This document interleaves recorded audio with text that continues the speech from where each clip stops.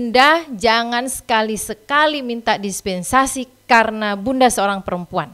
Bilang, tidak ada itu istilah gengsi kalau cinta. Tidak ada istilah menuntut kalau cinta. Cinta itu memberi.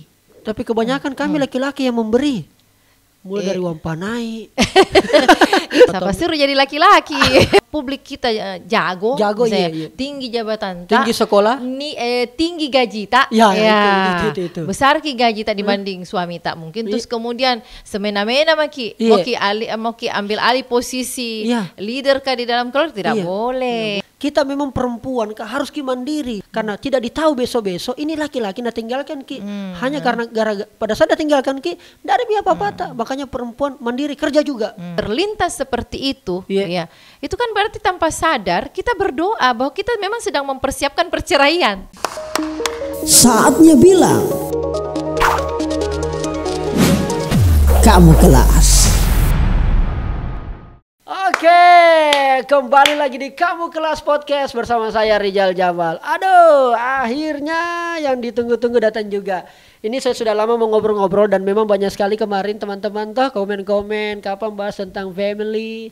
Karena saya dianggap juga family man. Masya Allah. Saya dianggap sebagai macam-macam lah.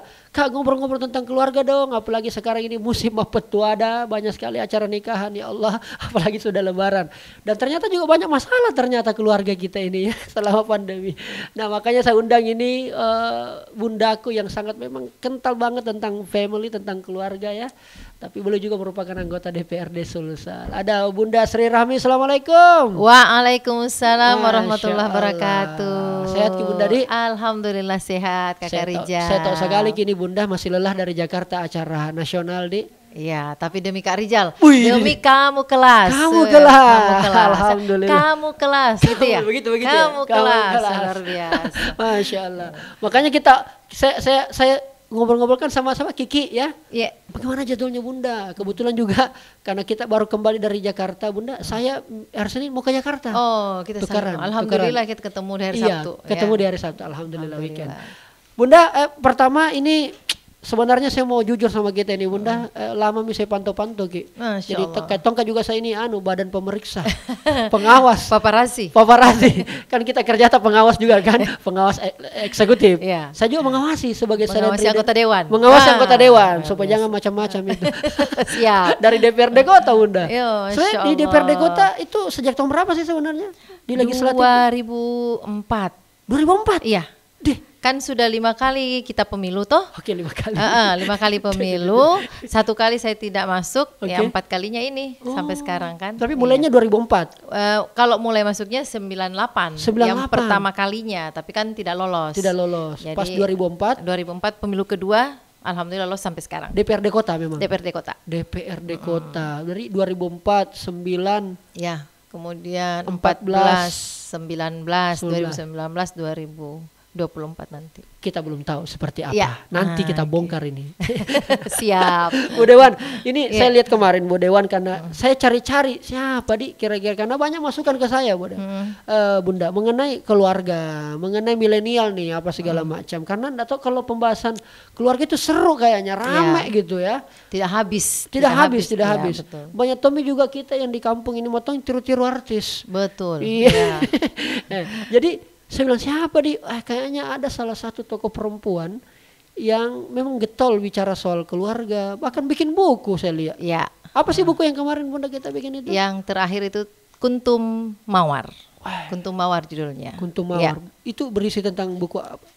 Berisi macam-macam. Jadi semua peristiwa, hikmah dari semua peristiwa yang saya lalui, baik keluarga, politik, ekonomi, milenial, semua itu saya rangkai dalam sebuah buku. Makanya saya bilang Kuntum Mawar. Kuntum Mawar. Ya, jadi ada bagian-bagian kuntum-kuntum yang banyak gitu ya, makanya mawar-mawar yang banyak, terus kemudian dirangkai kisahnya menjadi sebuah buku. Makanya saya persembahkan sebagai sebuah Kuntum Mawar. Begitu luar ceritanya. Biasa.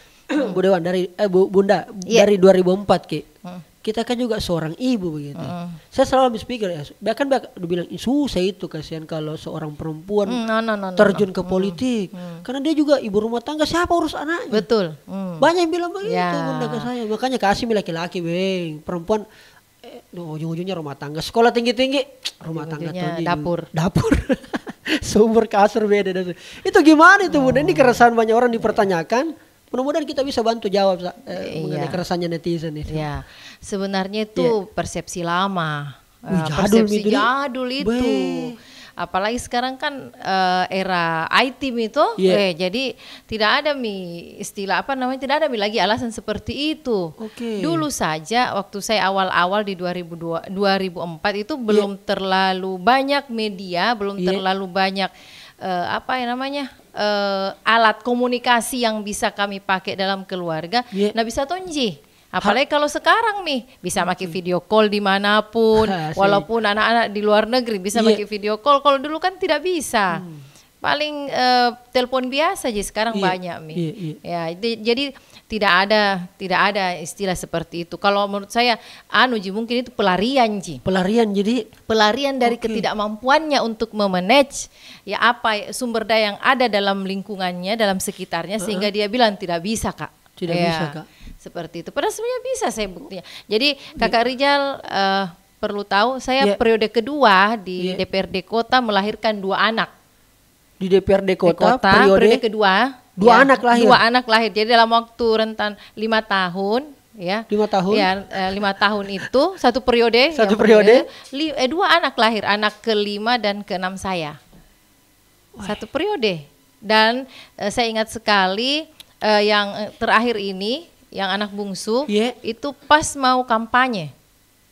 Lagi? Ya mau lahir. Jadi saya itu dalam masa nifas baru keluar dari rumah sakit langsung keliling lagi dari lorong ke lorong sambil gendong baby. Oh serius ini Bunda? Baru saya tahu. Iya. Seperti itu masih kecil sekali, masih baby.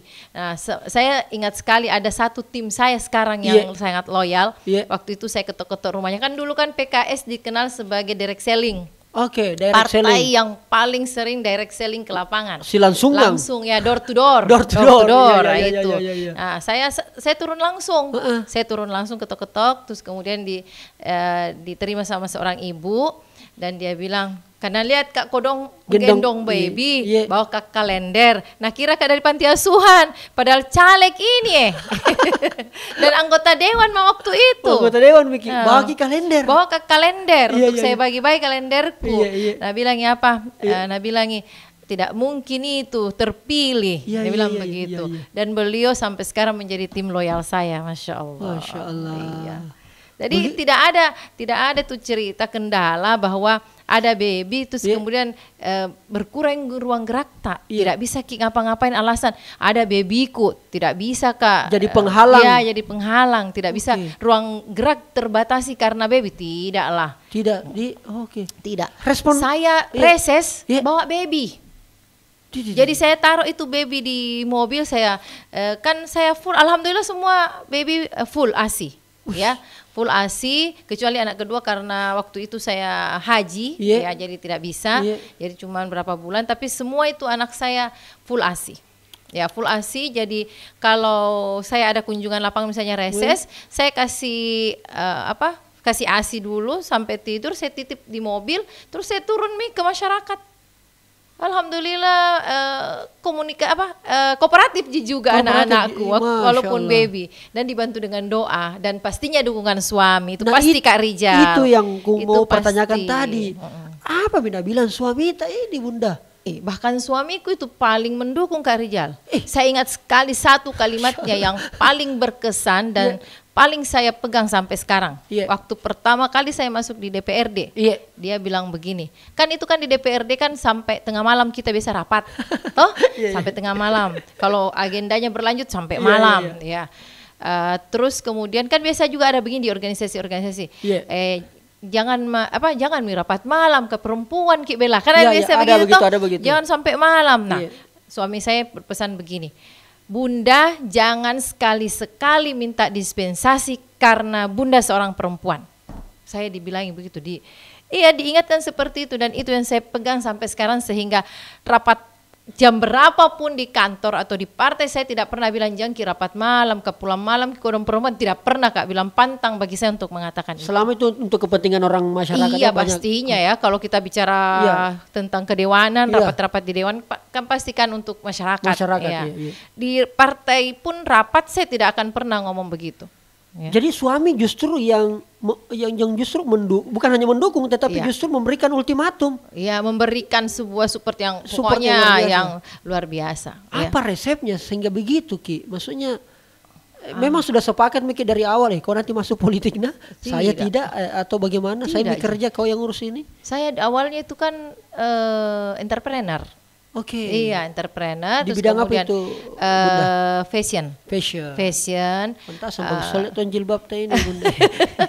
Bisa saja. Fashion, terus kemudian reformasi toh. Keran demokrasi terbuka lebar. Terus kemudian ada PK, saya lihat sepertinya ini sevisi Kak. Gue banget. Ya, sudah deh, saya masuk situ deh. Saya masuk situ coba-coba.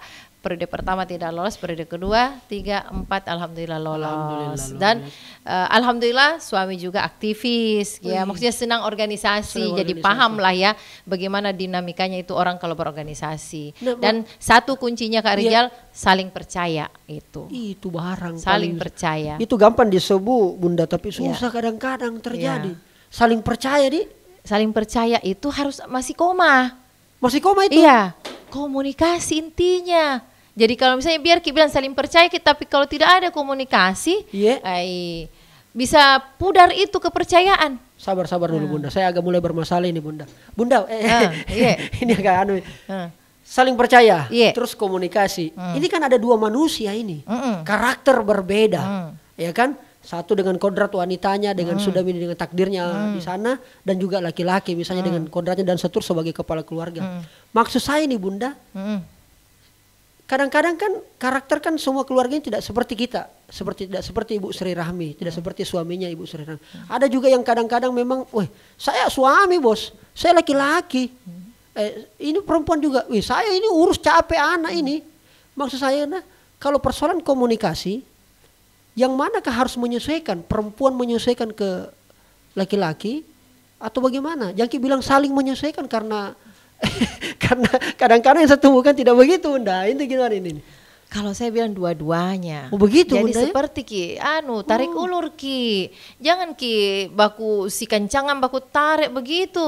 Jadi tarik ulur. Oke. Tapi saya tidak bilang tentang main layang-layang, tidak begitu. Bukan main layang-layang ini. Ya, tapi tarik ulur begitu. Anak-anak cuma tahu layangan putus saja kemarin Bunda yang viral di TikTok. Kita main layang-layang dia, oke.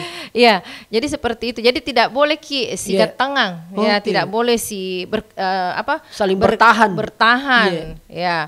Jadi ya kalau ada satu satu masalah dan ada yang marah gitu toh, satunya yang calling down Ki.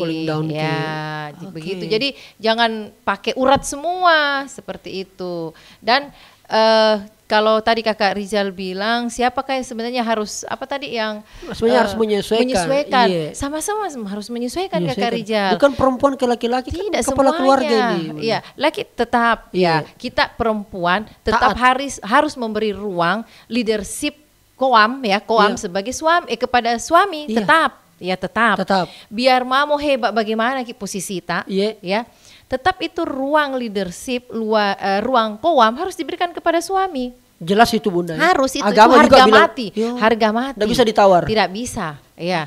Jadi jangki mentang-mentang di ruang publik kita jago tinggi jabatan tinggi sekolah, tinggi gaji tak, itu. Besar ki gaji tak dibanding suami tak mungkin. Terus kemudian semena-mena mau ki ambil alih posisi leader kah di dalam keluarga tidak boleh. Jadi kita harus kasih ruang itu juga suami. Walaupun nyata-nyata misalnya suami jauh lebih rendah gajinya misalnya toh tetap harus dikasih ruang karena dia tuh di ini. Dia kan posisi kita ketiga itu kan di publik, ketika kita hebat itu kan di publik, di luar, di ranah di ranah luar rumah. Tapi kalau kita di dalam domestik kita harus ikut suami dong. Seperti itu. Jadi kita memposisikan masing-masing diri kita pada tempatnya lah, seperti itu. Nah, kalau melihat permasalahan yang kebanyakan ini kan banyak juga selain ini ibu-ibu protes suaminya terlalu lama di warkop. Banyak di warkop. Akhirnya apa biasa? Di mana begitu pulang maki? Apa itu kita bikin di warkop? Macam-macam yang dia bikin di warkop. Biasalah cerita-cerita, apalagi kalau cerita-cerita proyek-proyek miliaran. Politik juga apa segala macam. Menurut hemat saya Bunda, menurut saya ini Bunda tuh, masukku saya jambi kok suruh pulang gitu ya. Pulang jika pasti itu. Ini pembelaan dari sama laki-laki. Pulang jika itu. Paling bagus mungkin kalau dibilang nanti kalau pulang ki hati-hati ki di yang ki lupa makan. Itu aja sebenarnya. Pasti kita keingat ya Allah kita harus segera pulang ini. Tapi pulang kok ini jam berapa ini? Kalau saya pulang ini berarti saya dibawanya istri ini. Berarti saya ini perintah-perintah ini. Ya mungkin sebagian begitu. Ini curhat-curhat bapak-bapak juga biasa saya dengar ini. Begitu perasaan tak. Padahal bisa jadi tuh istri tak. Kak Rijal bilang begini, rindu Kak. Iya, cuman dia tidak cara menyampaikannya begitu. Cuma kadang-kadang gini, ada sebagian beberapa bukan sedikit tapi banyak hasil ngobrol-ngobrol santai dengan keluarga muda ataupun yang tua. Kadang-kadang mereka ini malu kina ungkapkan perasaan baiknya, perasaan positifnya ke suaminya. Kalau saya kan bilangnya itu perasaan positif, misalnya cinta. Perempuan rindu. Ini untuk perempuan ya? Iya. Untuk perempuan, dengar kok ini perempuan ya? Iya. Bukan perempuan saja, laki-laki juga. Tapi penekanan sementara perempuan dulu. Hancur kita laki-laki di sini. Oke, silakan Bunda. Iya. Jadi kadang-kadang kita perempuan itu betul rindui, sayangi, cintai. Tapi dia malu ungkapkan. Gengsi dong. Gengsi. Ini baru saja saya selesai ketemu seseorang perempuan rumah tangga baru. Rumah tangga baru. Masih satu anaknya. Dia cerita, dia bilang begini, Bunda, iriku itu lihat Ki, usia 29 tahun di pernikahan masih romantis Ki. Masih pegang-pegang tangan Ki, masih peluk-peluk Ki, bapak dari belakang begitu. Dia bilang, kenapa kita ya?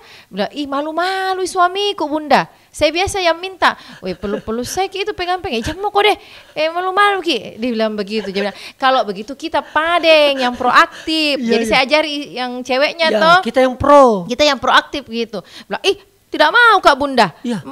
Gengsiku mau dibilang meminta.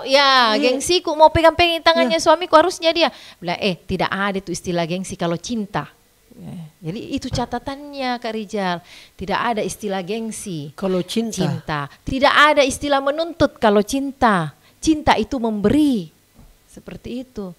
Jadi ini juga yang suamiku ajarkan ke saya. Jadi saya juga akhirnya belajar. Saya tidak mau saya tidak mau menuntut karena saya mencintai, saya memberi.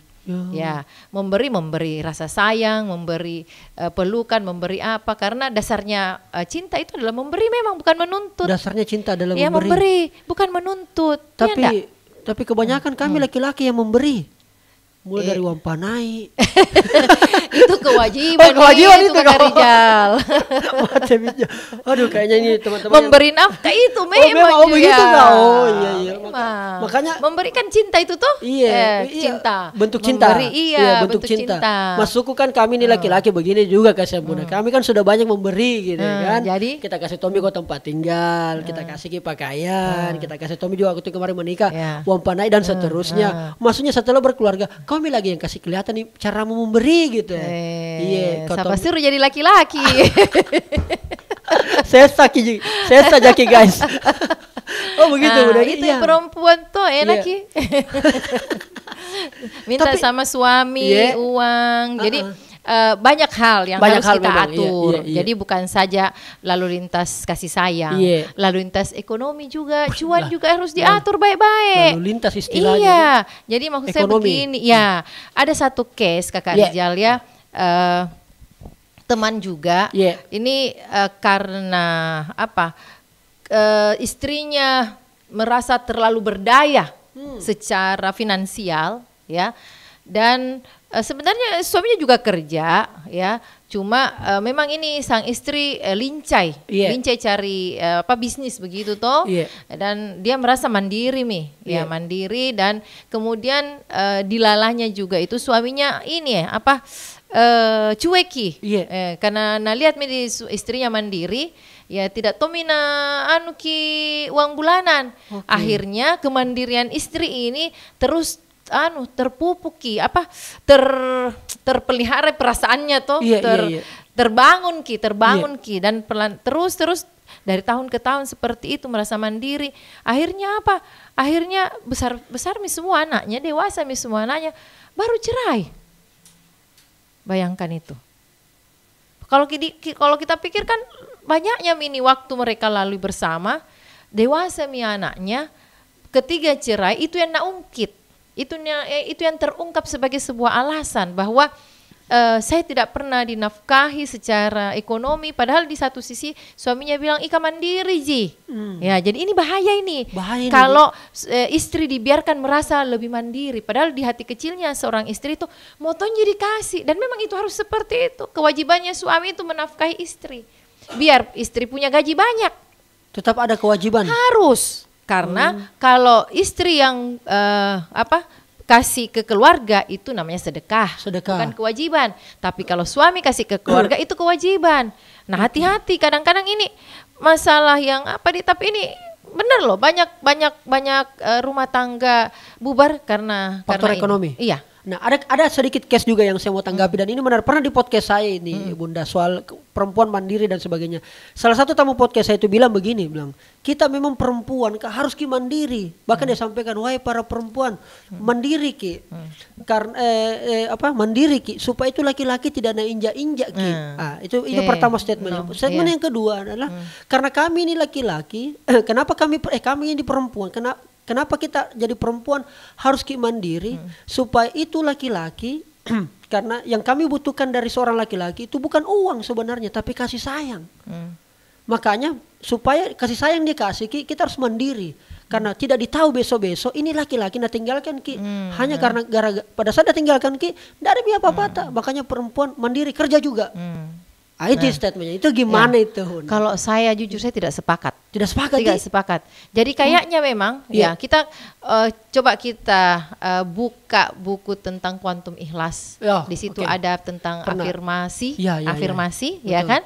Ketika sudah terlintas seperti itu, itu kan berarti tanpa sadar kita berdoa bahwa kita memang sedang mempersiapkan perceraian. Iya kan? Iya enggak? Tanpa sadar kan? Iya, kita memang bersiap untuk bubar nanti di entah tahun keberapa, karena saya persiapkan ini untuk pembubaran. Mandiri. Iya, jangan seperti itu. Jadi kalaupun memang mau mandiri, ya jangan juga dengan niatan seperti itu suatu saat. Tapi kalau memang mau sedekah ke keluarga.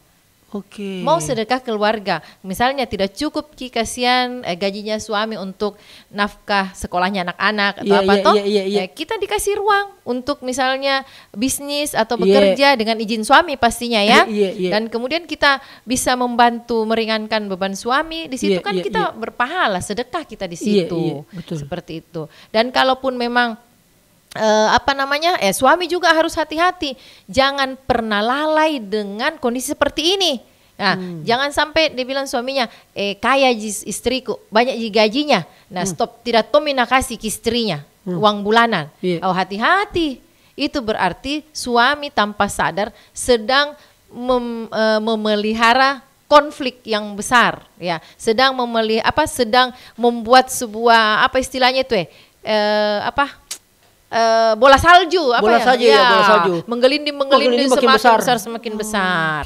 Seperti itu. Hati-hati. Jadi karena memang fitrahnya itu perempuan mau diayomi, dan memang seperti itu dalam Islam kan? Ya, perempuan itu dinafkahi, nafkah lahir dan nafkah batin. Itu kewajibannya laki-laki. Jadi jangan terlena dengan perempuan yang mandiri, dan jangan biarkan seorang laki-laki, ya ini kita kakak Rialto, jangan biarkan hancur saya guys. Jangan biarkan istri tak merasa mandiri, betul-betul mandiri secara ekonomi. Jangan hati-hati bahaya itu. Ya, jadi harus tetap ada ruang ketergantungan. Ya, ruang ketergantungan perempuan itu ke suami. Ya, suami itu harus menciptakan itu. Suami yang harus menciptakan itu. Ya, sehingga memang perempuan itu merasa biar banyak wanita tetap tunji wanita. Dan minta kan lebih banyak lagi, bagus. Biasa memang ada penghasilannya istri, dikasih tompi lagi dari suami. Yang penting si istri ini pandai menjaga harta suaminya. Pandai menjaga itu misalnya tidak shopping berlebihan. Iya, tidak boros. Nah, tahu yang mana skala prioritas dalam keluarganya. Jangan sampai dikasih semua, suaminya kasih semua gaji tapi dia tidak bisa jaga. Pertengahan bulan capek pusing pasti suaminya. Kodong. Apalagi kita honorer dia apa atau segala macam. Kalau seperti Kakak Rizal tidak, kita kan tidak ada lebih-lebih ya. Tidak ada yang tetap kami nih Bunda, tapi insya Allah tetap berpenghasilan walaupun tidak ada yang tetap. Bunda, pandemi kemarin datanya luar biasa Bunda. Data itu perceraian. Data perceraian selama pandemi. Menurut hematnya Bunda dan mungkin juga berdasarkan mungkin Bunda baca juga datanya. Sebenarnya apa yang paling melatar belakang ini? Memangkah faktor ekonomi atau memang faktor gaya hidup? Mungkin ada hubungannya dengan ekonomi kalau gaya hidup juga, atau memang faktor ya memang ketidakcocokan atau apakah segala macam? Menurut Bunda yang menyebabkan kadang orang berpisah itu sebenarnya apa sih Bunda? Selama pandemi ini kita lihat. Kalau dari beberapa literatur yang saya baca itu data-data yang saya baca itu pertama memang ekonomi Bunda, ya. Karena kan banyak akses ekonomi yang terputus ketika pandemi. Terus kemudian kedua mereka sebenarnya sudah ada selingkuhan di luar sebelum pandemi. Ketika pandemi tidak ketemu selingkuhan, ketemu dengan istrinya di rumah dan itu sudah tidak klop rasanya jadi kayak gerah panas begitu. Itu kalau memang ada yang masalahnya seperti itu. Itu yang kedua. Seperti itu. Akhirnya dia gelisah, tidak merasa nyaman di rumah dan seterusnya. Dan bisa jadi kedua belah pihak ini juga seperti itu, masing-masing ada temannya di luar rumah. Berarti kalau begitu Bunda, yang tingkat perselingkuhan ini sama antara perempuan dan laki-laki? Atau yang memang lebih banyak laki-laki yang selingkuh? Pasti orang berselingkuh ada laki-laki ada perempuan. Tidak mungkin laki-laki semua atau perempuan semua. Tapi kalau sudah status istri begitu, suami istri, maksudnya istri juga banyak selingkuh Bunda? Banyak juga. Banyak juga yang selingkuh. Iya. Ini menjadi catatan penting kayaknya Nice People ya, karena memang data berbicara seperti itu.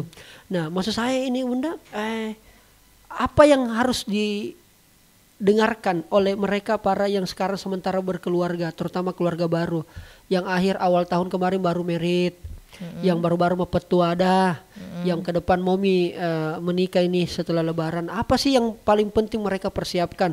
Karena kalau nasihat pernikahan kayaknya banyak. Betul. Nah, hafal apalagi kalau di YouTube dibuka, klik banyak sekali. Tinggal lihat siapa yang ceramah di situ. Dari KUA juga dikasih gitu buku, ada dikasih buku, ada ustadz apa segala macam.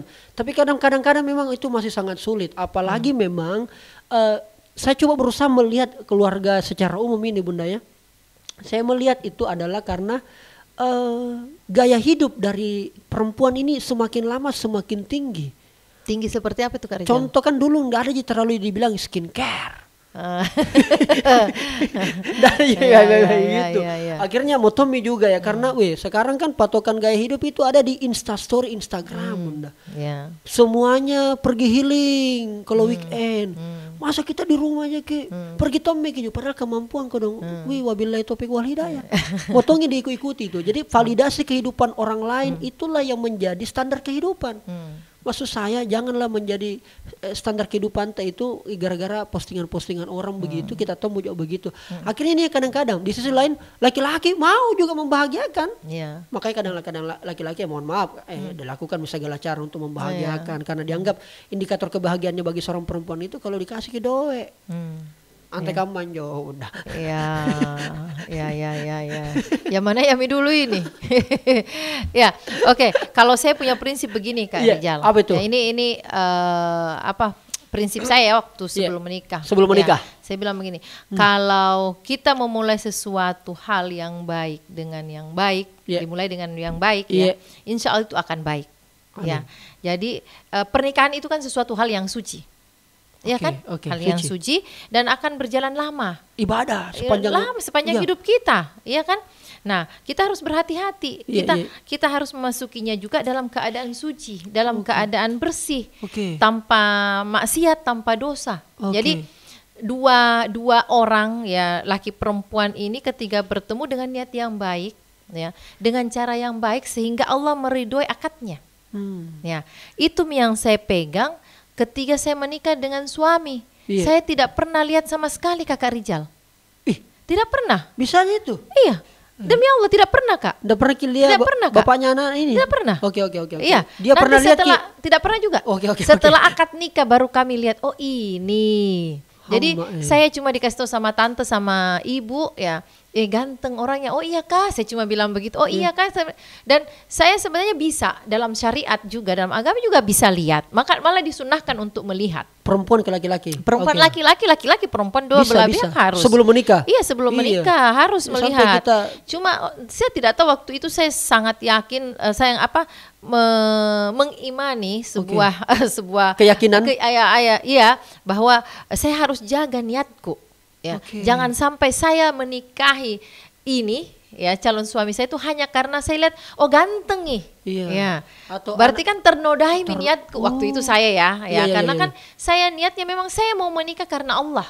Masya Allah. Dan saya waktu itu sangat siap Kak Rijal. Kalau yang datang setelah akad nikah ya, setelah mengucapkan akad nikah dengan saya dan masuk kamar itu adalah orang yang cacat, saya siap menerimanya. Sampai segitunya? Sampai segitunya tingkat keyakinan saya terhadap Allah. Bahwa Allah akan memberikan saya yang terbaik kalau saya memang punya niat yang baik. Ya.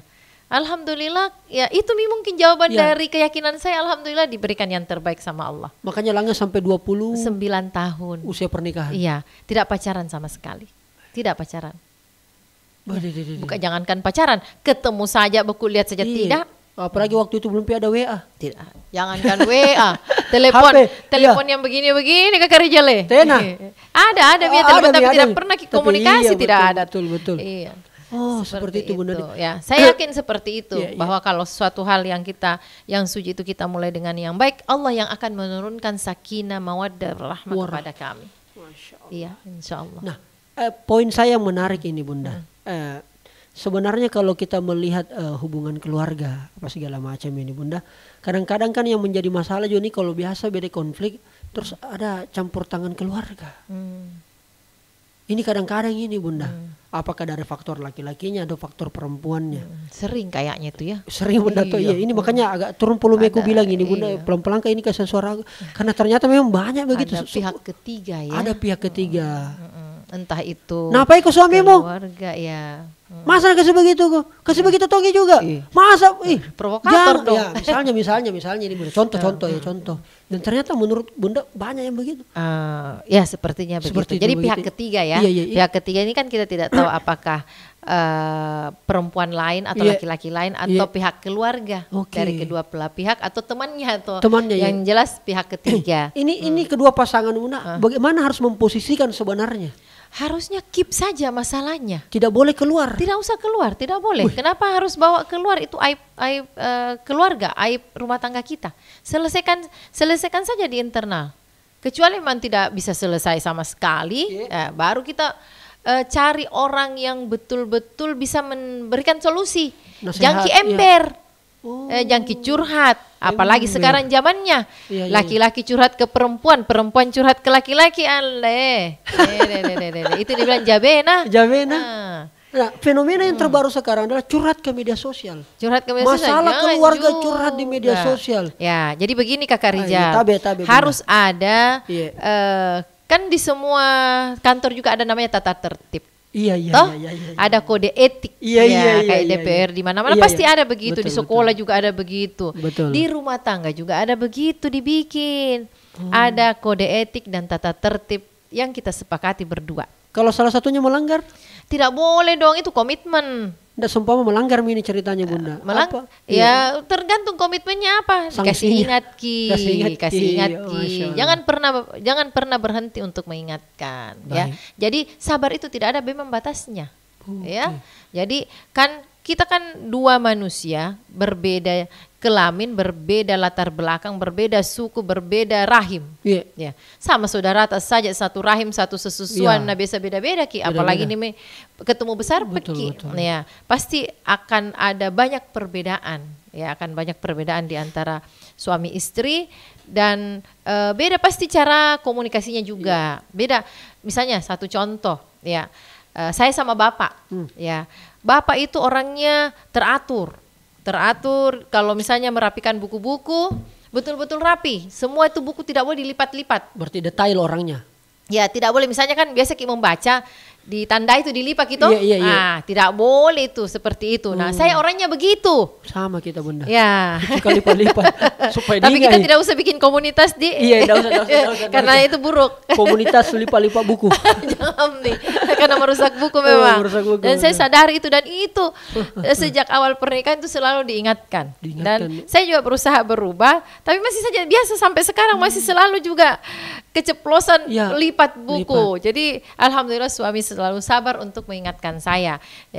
Jadi kalau mau kak lipat kuingin lagi kasih kasih lurus lagi bukunya. Itu buku yang saya baca. Jadi seperti itu. Baik, Bunda, sebelum saya sedikit sentil ke politik, Bunda, ini kan banyak juga sekarang ternyata faktor pekerjaan akhirnya orang long distance relationship. Alright. Apa itu? LDR ceritanya udah. LDR. Iya, LDR. Akhirnya karena pekerjaanmu baik di anu miko pade biar misalnya di kampung. Anggaplah perempuannya dapat pekerjaan baik, anggaplah kita sebutlah misalnya ASN, anggaplah begitu misalnya, atau dapat siapa yang bilang ASN itu baik, Kak? Karena mohon maaf ini Bunda, saya ini kan orang kampung, kesan dari desa. Satu di pekerjaan yang diakui oleh dunia akhirat, Pak. ASN. Iya, orang tua bangga kalau ada buku Pemda. Masya Allah. Berarti kami termasuk itu orang tua yang tidak begitu. Oh begitu deh. Iya, 6 anak kami Kakak Rizal tidak ada yang kami proyeksikan untuk jadi ASN. Bercita-cita ke sana pun mungkin bahkan tidak. Kami tidak menggiringnya bercita-cita ke sana. Sejak awal menggiring mereka itu ke bisnis dan politik. Ya, politik kalau mau. Iya, kalau mau. Sama sekali tidak ada ke sana, ke ASN. Ya, itu kadang-kadang tapi kalau takdirnya ke ASN, tapi kami tidak mengarahkan sama sekali. Sama sekali tidak. Ya itu maksud saya, Bunda. Akhirnya ada LDR ini kadang-kadang masalah lah, kecemburuan, ketidakpercayaan. Dan kadang-kadang saya melihat ini Bunda soal LDR, dan satu lagi Bunda sebelum kita jawab. Itu soal bagaimanakah sebenarnya perempuan melihat kepada laki-laki soal kepercayaan itu. Maksudnya begini, memang kita tahu kepercayaan itu ibarat kertas.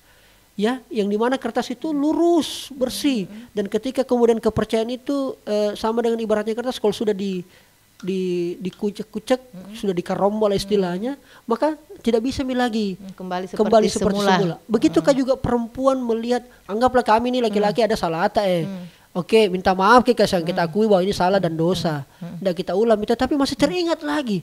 Jangan sampai masih begitu kok. Kontrol kok. Nah, itu bagaimana itu Bunda? LDR dan soal kepercayaan. Perempuan melihat kepercayaan kepada laki-laki itu kayak gimana sih sebenarnya? Tas sesak ini Bunda. Barusannya ada tas sesak. Barusannya ada ini wawancara sampai dalam begini. Iya. Oke, LDR. Saya pengalaman LDR ya sebagai istri ASN dari Kementerian Keuangan ya. Itu rolling terus 2 tahun maksimal rolling misalnya. Jadi saya ini posisinya ini statusnya sebagai Dharma Wanita dan sebagai wakil rakyat ya. Jadi kalau tidak ada rapat lari lagi ke Pontianak ya, kalau ada acara Dharma Wanita ya. Banyaknya grup itu di. Iya. Betul, alhamdulillah banyak teman. Banyak teman, banyak rezeki. Amin. Nah, itu.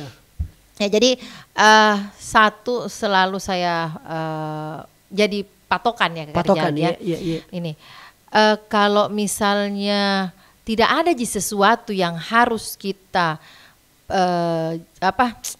korbankan ya, kenapa harus LDR?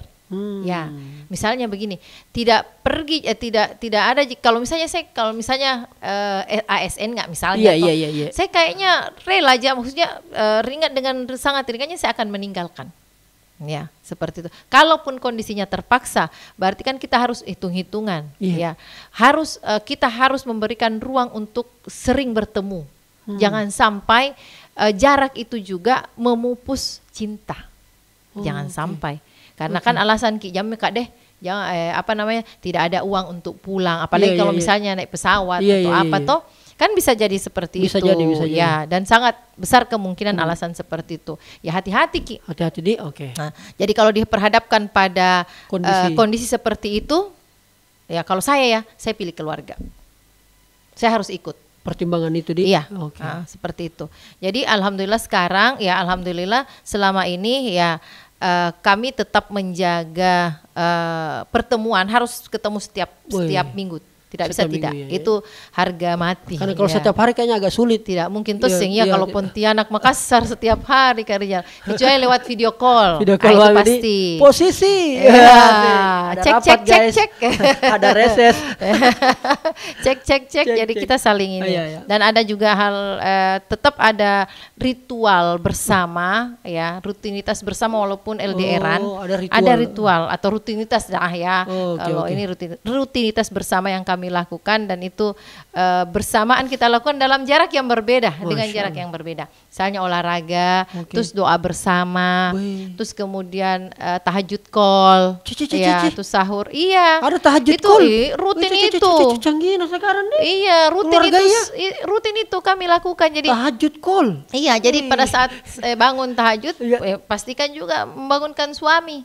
Bangunkan. Jadi kalau suami yang duluan, saya yang dibangunkan. Sahur juga sahur bersama Ki. Kalau kan kita puasa misalnya puasa Senin Kamis sahur bersama Ki, pakai video call, makan apa ya sahurnya. Asik. Gitu ya. Terus atau misalnya selesai tahajud kita rutin berdoa bersama dipimpin suami melalui video call. Itu cara kami untuk mendekatkan tetap menjaga keakraban, keromantisan di saat LDR. Jarak jauh menjadi dekat. Enak sekarang kan ada video call. Tapi jangki andalkan video call. Tetap harus ada sentuhan fisik. Beda rasanya. Beda. Jadi kalaupun jadi kayak kami itu ya konsekuensinya memang ya biaya. Tapi bagi saya tidak apa-apa. Cinta itu memang harus dibeli. Iya, semahal apapun. Ya, memang iya. Mungkin orang bilang ya enak Ki Bunda karena ada Ji ini untuk bolak-balik. Iya memang ada, tapi tonji ya maksudnya di kalkulator tonji ya. Cuma memang ya inilah pengorbanan kami. Inilah pengorbanan kami terhadap cinta yang kami bangun, terhadap cinta yang kami jaga. Ya, tidak seberapa itu. Ya, kalau dibanding dengan kehadiran cinta ketika kita bertemu, kebersamaan yang kami bangun, tidak seberapa. Jadi biar berapa sudah tidak apa-apa Ji.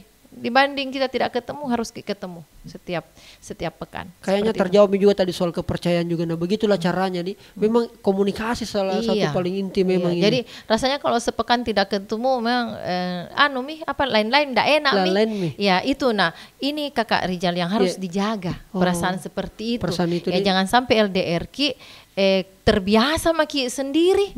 Ya, apalagi perempuan tuh terbiasa mandiri, biar tidak suamiku. Kan ada yang biasa bilang begitu. Tidak ada Ji suamiku, bebas aja kemana-mana. Justru berada pada zona nyaman. Iya, dia bilang tidak pulang suamiku, perginya ngerumpi atau apa kan namanya itu di di kafe istilahnya sekarang itu kah nongki dengan temannya sosialita jadi bahaya kalau seperti itu ada perasaan tidak memiliki lagi. Itu perasaan mulai berkurang itu. Ya, nauzubillah min dzalik. Jadi pertemuan fisik itu perlu intensitasnya perlu dijaga. Harus dijaga untuk menjaga itu. Menjaga rasa cinta itu tetap merekah. Mungkin juga supaya Bunda Di, supaya tidak bosan Ki sama pasangan Di. Kenapa? Salah satunya itu tadi bentuk begitu juga Bunda Di. Iya harus. Kalau saya bikin Ki rutinitas yang memang kita itu harus bersama. Misalnya kalau saya olahraga. Kalau ada di sini tuh olahraga bersama, lari bersama, sepeda bersama, nonton bersama.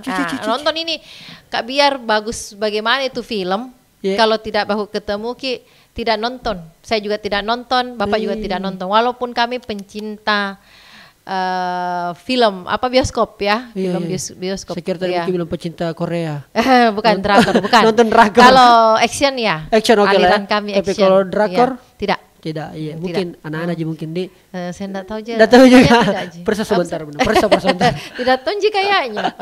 Bunda, ini saya karena kira itu ya terbiasa dengan kami selalu ikut ke bioskop dengan film action, jadi film-film action yang biasa mereka nonton. Iya. Bunda, ini bagian-bagian akhir, Bunda. Karena terasa ternyata ngobrol kita udah luar biasa, tidak terasa waktu. Bunda, ini soal politik. Saya selalu bertanya-tanya, selalu penasaran. Ini Ibu Sri Rahmi, waduh. Beliau tetap eksis berkarya buat buku, konsen banget pada tentang literasi keluarga. Terus terpilih terus ini sebagai anggota dewan. Alhamdulillah amanah tetap terjaga. Alhamdulillah. Apa biasa itu yang menjadi kendala anak kita sebagai wakil rakyat? Pertama saya mau bilang jangan kita pakai kendala. Istilah kendala. Saya selalu apa namanya tuh. Jangan pakai kendala. Iya, bukan tantangan. Oke. Itu tantangannya gimana? Karena kan di sisi lain kita sudah disumpah nih untuk tetap amanah, menjaga, mengawal, apalah segala macam dengan melekat 3 fungsi. Di sisi lain ternyata kita juga fokus pada keluarga, membina, justru menjadi konsultan juga kayak aja nih, penasehat. Betul. Itu gimana itu Bunda dengan politik yang apalagi sekarang sudah memasuki dekat-dekat tahun politik lagi nih Bunda? Iya, selalu juga teman-teman dari LSM perempuan selalu tanya tentang itu. Kalau ya saya mau bilang dulu begini, ya tentang tentang bikin buku nulis buku. Kan ini buku ke-6 nih. Jadi mulai tahun berapa itu ya? Tahun 2016 kalau nggak salah itu saya mulai nulis buku, dan dari situ saya bilang pokoknya saya komitmen 1 tahun 1 buku. Satu buku. Itu cara saya mengekspresikan keakuan saya. Selain di dunia politik, saya ini loh, saya bisa gitu. Saya suka lebih pada suka sebenarnya, suka menulis. Dan memang kalau ada satu tema, mau Kak bikin ini. Tahun ini saya mau nulis tentang ini. Jadi saya harus alokasikan waktu dalam sehari itu, misalnya 2 jam komitmen saya untuk menyelesaikan 1 tulisan. Seperti itu. Iya, jadi memang saya harus alokasikan itu. Jadi alhamdulillah sampai sekarang masih bisa sudah 6 tahun ya, berarti ya 6 tahun berturut-turut dengan 6 buku. Kemudian kepercayaan kepada masyarakat, kepercayaan masyarakat kepada saya, ya itu yang harus saya jaga. Dan alhamdulillah selama ini juga pola kekeluargaan yang saya bangun dengan mereka. Jadi alhamdulillah saya juga kan kebetulan juga kita ini kan dari bukan orang-orang yang level-level bangsawan bagaimana, bukan orang-orang borju, sama Darita, sama Darita. Jadi alhamdulillah dengan seperti itu akhirnya kita juga berbaur, tidak ada sekat, dan memang itu saya berusaha dan berusaha untuk menampilkan sebuah persepsi yang baru tentang anggota dewan di hadapan tim-tim atau masyarakat secara umum. Karena bagi mereka itu anggota dewan itu kayaknya tidak tersentuh. Kayaknya sesuatu yang kalau lewat harus ditunduk-tunduk. Kalau datang bersasaki kalau perempuan betul. Dengan tampilan yang menor, hak tinggi, begitu anunya. Iya. Begitu memang. Coba maki survei tanya seperti apa performa menurut Anda seorang anggota dewan begitu. Dia bilang jadi begitu. Dia lihat, begini Payung Bunda tidak seperti yang dia anggap selama ini. Seperti itu. Dan alhamdulillah tidak juga 24 jam handphone saya on. Ya, dan tidak ada berlapis-lapis bilang hubungi kau dulu ini baru hubungi saya, tidak ada seperti itu. Jadi langsung aja dan mereka ada di handphone saya setiap saat, ada grup-grup mereka bersama media sosial saya. Juga kayaknya aktif juga.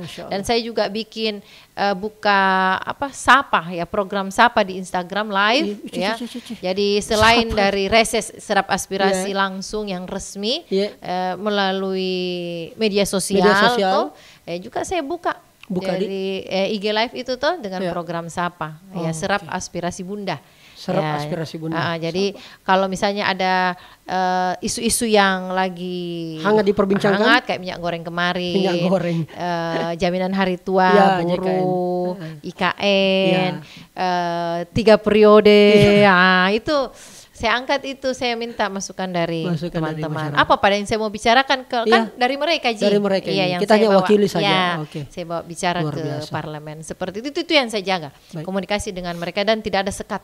Jadi kalau ada undangan, saya selalu bilang tidak perlu kita datang berita ke rumahku. Iya. Nggak usah kita info saja bahwa maki undang kalau saya tidak ada taruh maki saja atau kalau misalnya ini fotokan maka Kirim telepon maka bilang telepon. ada undangan tak baru kita kasih Kak foto datang nggak kalau ada aja insya Allah begitu Ji. Luar Dan biasa. itu yang alhamdulillah dari tahun ke tahun semakin banyak yang percaya. Baik. Alhamdulillah. Iya. Luar biasa Ya. Bunda Sri Rami. Akhirnya terakhir saya panggil makasih Iya. banyak Bu Dewan. Iya. Ah, Tadi tidak mau dipanggil.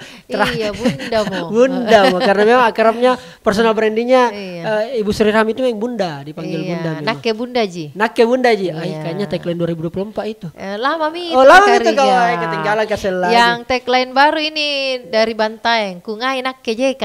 Asik. Ada lagunya itu toh? Iya, ada.